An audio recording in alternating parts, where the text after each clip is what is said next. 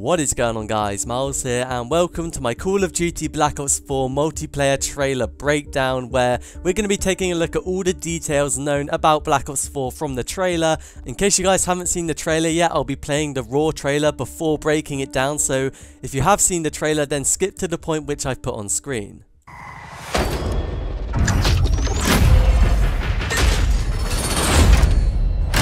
Black Ops, weapons free. Let's do it live. Guess who's back? It ain't a fucking question. They know the name out in the presence of a living legend.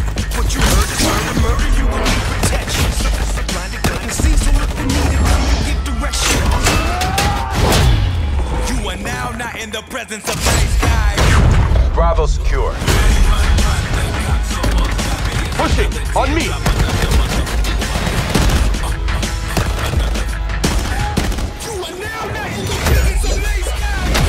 Every shot counts.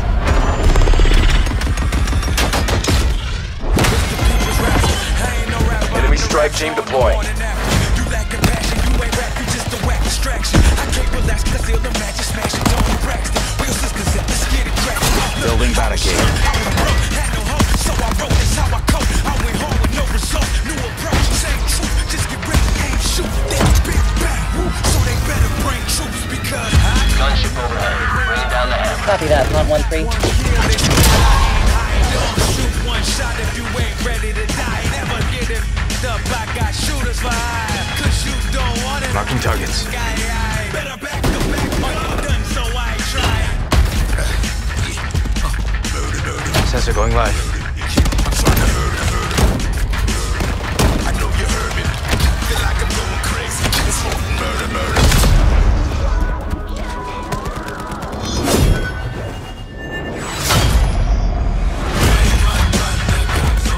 Heels coming.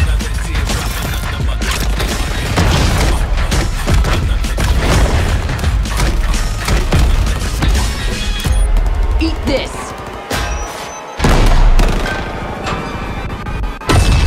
You are now not in the presence of nice guys. Taking Bravo.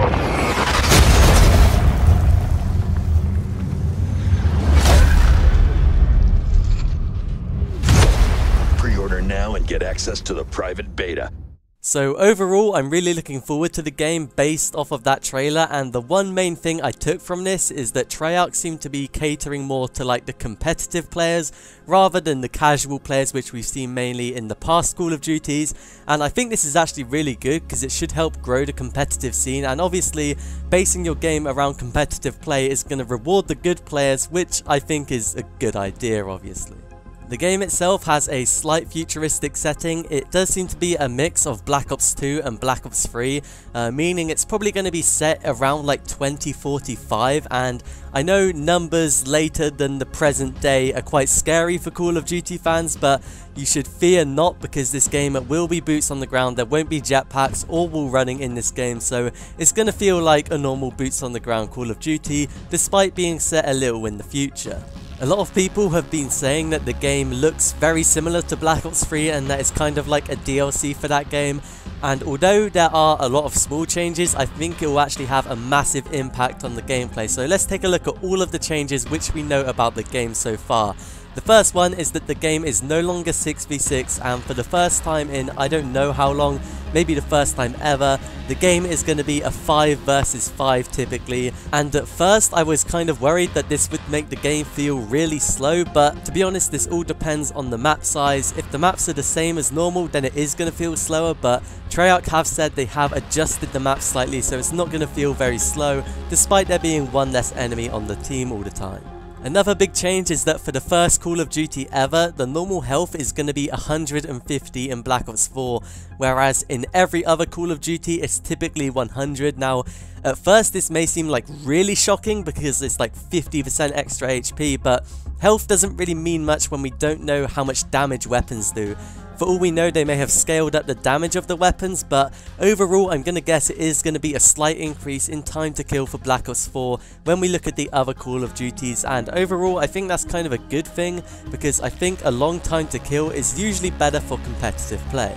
There is also no natural health regen in this game, so typically in Call of Duty, if you get damaged, you just like hide behind a corner for like 5 seconds until the red ring around your screen disappears. But in this game, your health doesn't automatically regenerate, and I believe you have to press L1 on PS4 to use this sort of like health pack thing, which will regenerate you back to full health. Now, this may seem like it will lead to really slow gameplay, however you can actually shoot your weapons and stuff whilst regenerating health, although you do have to hip fire them, and I think this might be quite an interesting change. It could lead to more like tactical gameplay and even more fast paced gameplay, because rather than sit behind cover having to regen, you can just pull out a health pack mid gunfight, which will be pretty crazy. But moving on, you may have seen the return of specialists in the trailer, and so far we know of 8 different specialists in the game, and they work slightly differently this year, and they're more catered towards like team play, I would say. And rather than having to choose between an ability and a weapon, this time you get some sort of like tactical equipment as well as some sort of like weapon or ability, so you actually have 2 different items depending on what specialist you pick. And another interesting thing to note is that you actually choose your specialist as you enter the game rather than before the game actually starts, and you also can't have the same specialist on your team as any other teammates, so you got to bear that in mind when you're playing. So let's quickly go through all 8 of the specialists which we know so far. The first one is Battery, which you guys will know from Black Ops 3, and the equipment this person has is a cluster grenade, which is a sticky grenade which splits into more grenades, and the weapon they have is the War Machine, which is basically a grenade launcher. The second one is a person called Ajax, and this person has an equipment called 9 Bang, which is basically a mix of flashbangs and a stun grenade in one, and their special like weapon thing is actually a ballistic shield, which is pretty much a riot shield with a built-in machine pistol.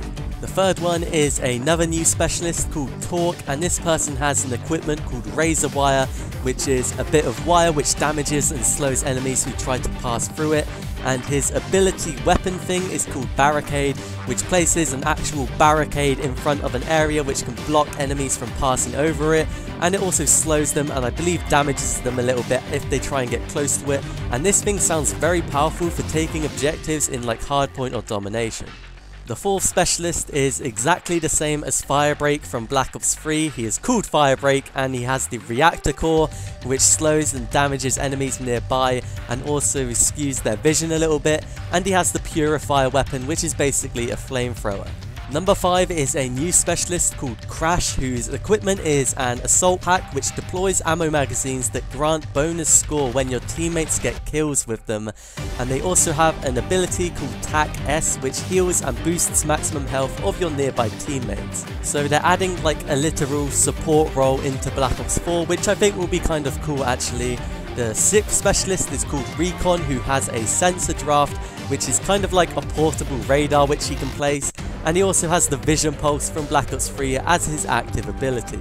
Number 7 is Ruin from Black Ops 3, but with a slight twist. This time his equipment is a grapple gun, which allows him to grapple to places really quickly, and he also has the Gravity Slam from Black Ops 3, which I'm not a huge fan of, but the grapple gun does sound pretty sick to be fair. And finally, we also have Seraph from Black Ops 3, but with a slight twist as well. This person's equipment is TAC Deploy, which actually allows your teammates to spawn in an area, and her weapon is obviously the Annihilator from Black Ops 3, which one-shots any person from any distance, which is a pretty fun weapon to use. And TAC Deploy does sound very powerful, especially in games like League play, and I wonder how it will play out in pub games as well. So they are all the specialists which we know in Black Ops 3 so far, and they seem to be more focused around team play rather than individual play, which we saw in Black Ops 3, which is what makes me think Treyarch are trying to make their game based around more of like a competitive game rather than a casual game, and I'm interested to see how they actually play out in regular public matches. But anyway, moving on to the other stuff, they've introduced a new concept called Fog of War with your radar. So typically in Call of Duty, you can see anyone shoot from anywhere on the map. So even if you're on one side of the map, you will see a red dot on the other side of the map if they shoot. But in Call of Duty Black Ops 4, if they are far away from a certain radius around you, you will not actually see that red dot on your map unless your teammate is there. So this is going to introduce a new element, and I think it's going to help the people who like to roam around the map and try and flank people.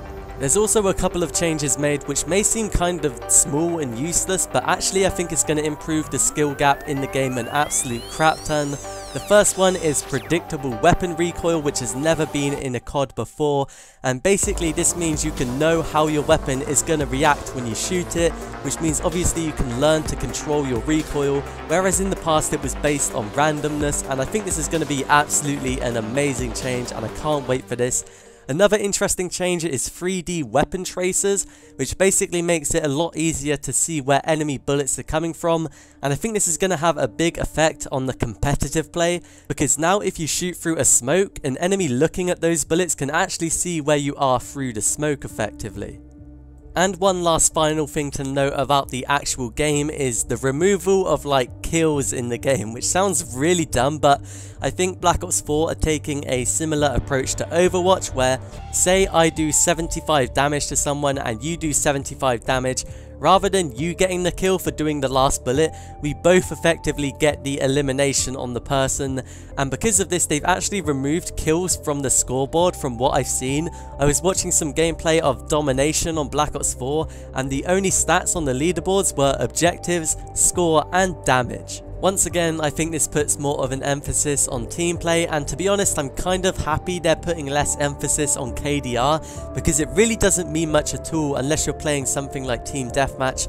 Obviously, you can kind of tell how many kills someone's done if you can see their damage, because you can just like divide it by 150, but you have no idea how many times a person has died, so I think it's a pretty good change overall actually. So that's all the information about the actual gameplay. Now we can talk a little bit more about the creator class. The classic pick 10 system has returned, which we all expected, but there is one new category called gear, and we don't know too much about this. We just know it's kind of similar to perks in that, say, one of the gear options is to allow your health packs to regenerate faster, but we don't really know much other than that.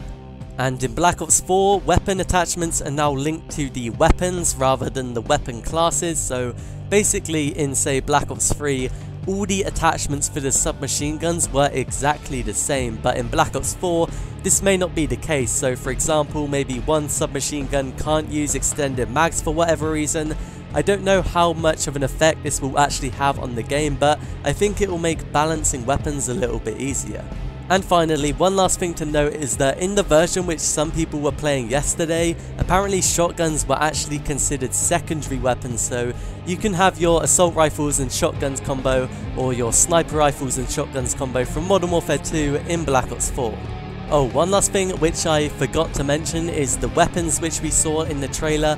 We saw a total of 8 different weapons. We had the MX9 SMG, the Swordfish, which is a burst assault rifle, the Helion Salvo, which is a launcher, the Titan light machine gun, the Strife pistol, the Sorg 9mm pistol, the Mod 12 shotgun, and the ICR-7 rifle, which is very similar to the ICR-1 from Black Ops 3. We don't know a ton about the weapons, but they are all of the weapons which we saw in the trailer. But there we have it. That finishes up my breakdown of the Call of Duty Black Ops 4 multiplayer reveal trailer. Let me know what you think of this game thus far, given everything I have told you.